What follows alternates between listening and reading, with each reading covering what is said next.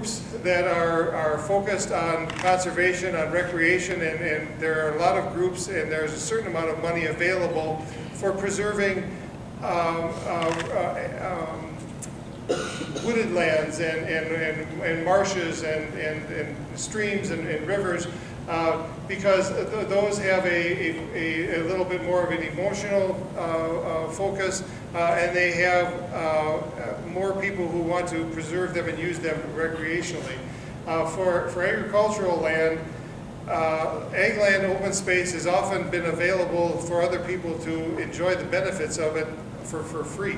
That the farmers, primarily the farmers, owned the land, kept it open, kept it preserved, and as a community we could come out and drive through open farmland, admire it, we could come and ask for hunting rights on it, various things like that, but it didn't cost society anything to preserve that.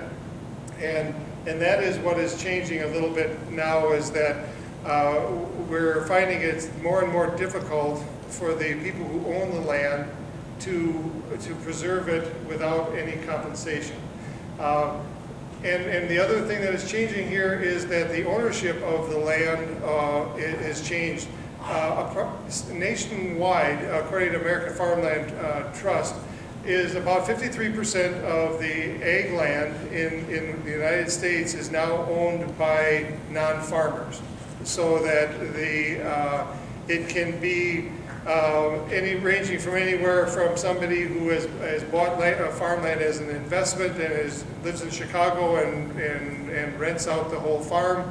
It can be a case of a family maybe buying or inheriting the family farm, and they have gone to non-farm careers. They choose to continue to own the land and they rent it to a neighboring farmer.